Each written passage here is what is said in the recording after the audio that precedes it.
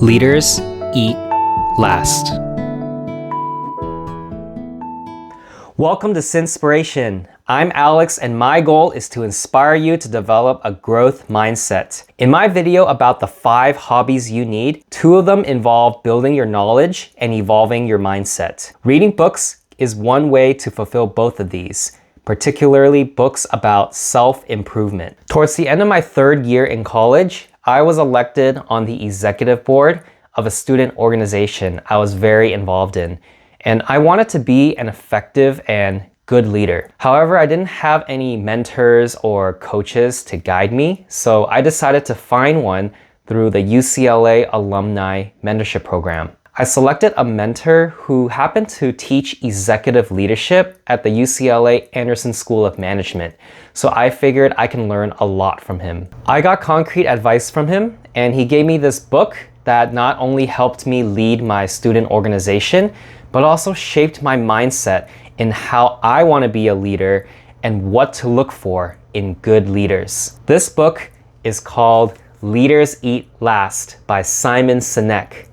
It is my most favorite and inspirational book to date. If you haven't read this book yet and don't want any spoilers, I recommend you stop watching this video and read it first before coming back to watch this video. Otherwise, continue watching and you may even be inspired to read it afterwards. I will be going over my biggest takeaways and offering my review. The book opens with a story about Captain Mike Drawley, known by his nickname Johnny Bravo. He and his squadron of planes are responsible for covering 22 special operations forces on the ground who are transferring a high-value target to a safe house in Afghanistan. That night, there were thick clouds, and so the 2 parties could not see each other. They can only contact each other through radio. Johnny Bravo sensed the anxiety of the men below, and so he decided to fly beneath the clouds to get a closer look. This was risky for him because there were scattered storms and a lot of turbulence on the way down. He would also be flying into a valley with limited visibility and flying space. This could also expose him to enemy fire. But right before he was about to do it, he received a radio message from below saying that his men were under attack. Enemy fire came from the mountains, and Johnny Bravo had to fly through this valley and make these really sharp G-turns while firing on the enemy, just like in Top Gun Maverick. He did this and made solid hits until he ran out of ammo, after which he returned up to his wingmen and asked them to follow him into making more hitting runs. That night, 22 men came home alive. Johnny Bravo risked his life so that others may survive. There were many chances where he could have crashed his plane into the mountain walls or get shot down because he was so close to the ground. He didn't get a performance bonus, promotion, award, nor any recognition on TV. What he did get was a chance to meet with the forces that he provided air support that night, and they hugged like old friends. This story is used to illustrate how a leader prioritizes the safety and well-being of the people below. In turn, the people will protect the organization, look out for each other, and take calculated risks to take the organization to greater heights and success. This is all empowered by empathy and revolves around what's called the circle of safety. You've probably heard of toxic workplaces, colleagues backstabbing each other, saving good work for oneself, and giving the unimportant grunt work to people they don't favor, purposely guiding others to do something incorrectly to cause a major incident, and competing with each other for work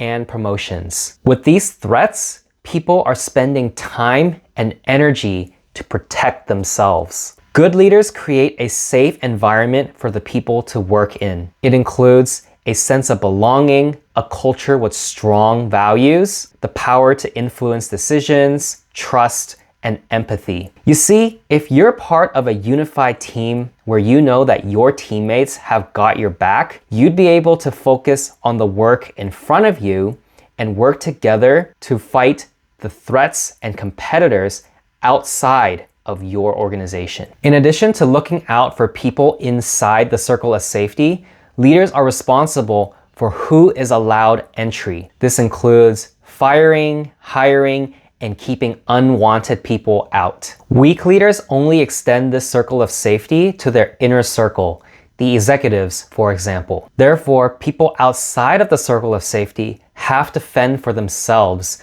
by working alone or in small tribes to protect and advance their self-interests. Costly mistakes to the organization can occur this way. Strong leaders extend this circle of safety to everyone working in the organization. You would feel included and valued by your colleagues and leaders, and feel confident that your leaders can and will do everything to help you succeed. Likewise, you'd be concerned with your leaders' well-being. Now everyone is sharing ideas rather than keeping everything to themselves. Progress is made, and the organization will thrive. One of my leaders told us the competition is not down the hall, it's across the street. Leaders Eat Last also talks about 5 leadership lessons that I'm going to summarize and offer my insights. So goes the culture, so goes the company. The book uses Goldman Sachs as an example. From the 1970s to 1990s, the firm believed in partnerships and did what was best for the client and firm. Less money was made, but they believed that the loyalty and trust gained would be worth it in the long run. And so it did. Goldman Sachs survived recessions and outpaced its competitors on Wall Street. It was also really hard to get in. You can have excellent academics and solid work experience with a proven track record, but you wouldn't get in unless you're a good fit for their culture. You would also be expected to put the needs of the firm above your own and believe in taking short-term hits for long-term success. But during the 1990s and the IPO of Goldman Sachs in 1999, there was a cultural shift. The priority was profits, and the company began to hire people with excellent academic backgrounds and solid work experience with proven track records instead of focusing on hiring people with good cultural fit. These new people were driven to maximize their wealth and status in the company, sometimes at the expense of the firm and even clients' long-term success. The old culture that made Goldman Sachs a renowned company slowly phased out, and the firm's reputation tarnished due to poor decisions. They even had layoffs for the first time in their history, and the CEO in 2009 issued a formal apology half-heartedly. This is why company culture is important to your career growth. When everyone, including yourself, is value-driven instead of driven by self-interest, the organization will grow and get through challenging times. I'm fortunate and happy to say that the 3 companies I've worked for have cultures based on a foundation of values. It is through these values that these companies pursue their missions to fulfill their purposes. They have faced difficult times, but it's less so because of internal factors. Rather, it is more about the external factors such as competitors and macroeconomics. Or at least my group's leaders have shielded me from office politics so that I can focus on my work. So goes the leader, so goes the culture. The book uses Stanley O'Neill from Merrill Lynch as an example. He was known for being ruthless, even though he rose through the ranks and became CFO. During the dot-com bubble, he quickly laid off thousands of employees, and his boss, CEO David Komansky, was impressed. O'Neill also forced out his contenders for president of the company. O'Neill wanted to get rid of Merrill Lynch's employee-centric culture because he thought it made people soft and unfocused. Because business, after all, is about competition. He even went as far as forcing out his friend Komansky to retire early so that O'Neill would become chairman and CEO. At the very top, he isolated himself and wanted 0 interactions with his employees. He was like, "Don't even talk to me," or stay out of my way attitude. Culture is set by the leader at the top. And here we have a weak circle of safety where the leader doesn't protect the people below. Can you guess what happened next? O'Neill's direct reports came together to try to convince the board to remove O'Neill from office. This is analogous to people rising up against a dictator. Unfortunately, the resistance failed. It wasn't until the eve of the financial crisis where Merrill Lynch lost $2.2 billion in a quarter and wrote off $8.4 billion in failed investments associated with mortgages. At that point, O'Neill finally left, but with a $160 million severance package. I know, right? Power and wealth blind leaders. It is this greed and fear of losing them that causes leaders to focus on their own self-interests rather than what is best for the organization and the people within. The circle of safety is as wide as the leader makes it, and here it's only O'Neill himself. Eventually it collapsed and the company suffered, but luckily Merrill Lynch was acquired by Bank of America. Good leaders listen to their employees so they have the information necessary to make good decisions. This includes tough truths such as mistakes and pitfalls. When employees are not retaliated for speaking up, that is when an organization can focus on solving the problems at hand instead of creating new unnecessary ones internally. Culture starts at the very top, and that trickles down to the leadership team, their direct reports, and eventually all of the employees. So goes the leader, so goes the culture. So goes the culture, so goes the company. Leader, culture, company.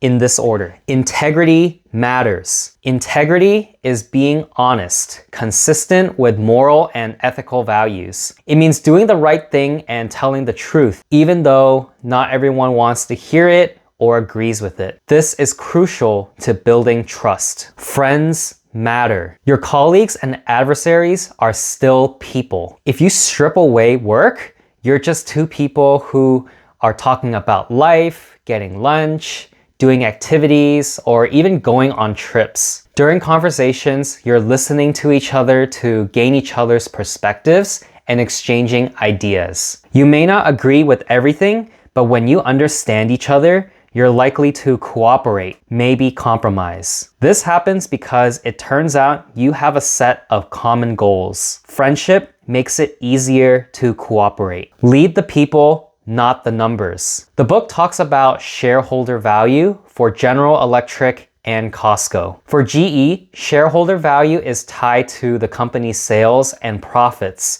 and CEO Jack Welch led the company to become the most valuable company in the world until his departure. But the glory didn't last. Welch was no doubt an excellent leader, but there was no equivalent person to take his place when he left. A leader's legacy is only as strong as the foundation left behind for others to fill in the shoes so that the organization can be taken to even greater heights. GE was built on numbers rather than the people. Co-founder of Costco, James Singal, wanted to treat his employees like family because he believed that employees would reciprocate with trust and loyalty. With this people-first attitude, workers cooperated, found solutions and better ways to do things, and were praised for their accomplishments. Promotions were typically given to employees rather than hired externally. Turnover rate was less than 10% for hourly employees. People want to work for Costco because they see themselves with the future with Costco and get a sense of belonging to a team. During tough times, such as the financial crisis, Costco and its stock fared much better than GE and its stock. And look at Costco stock today. With a strong circle of safety, a company is built to last through tough times and enjoy good times of growth. Future leaders are nurtured to continue the great story started by the predecessors and founders. By now, you should be able to see why Simon Sinek titled his book, Leaders Eat Last. The best leaders serve the people rather than the other way around. When leaders create a circle of safety for the people will cooperate to serve customers. More customers will drive the business, and good business will benefit shareholders. It all starts at the top. This is what I look for in my leaders and what I aspire to be when it's my turn. But for now, I'll focus on working together with my team to fulfill our responsibilities and mentoring others. The book also asks this question: what are your best days at work? Most people would say something along the lines of working day and night with coworkers to solve a major issue or to deliver a product or service. It's those moments of struggling and succeeding together that people cherish. What kind of leadership style do you favor? Let me know in the comments below and hit that like button while you're at it. Don't forget to also subscribe to my channel, Sinspiration, for more tips on self-growth, personal finance, career development, and education. And follow me on TikTok and Instagram for shorts and reels. If you want to get your copy of Leaders Eat Last, check out my link in the description. You've been sinspired today. We don't have enough good leaders out there. Let's change that. You and me.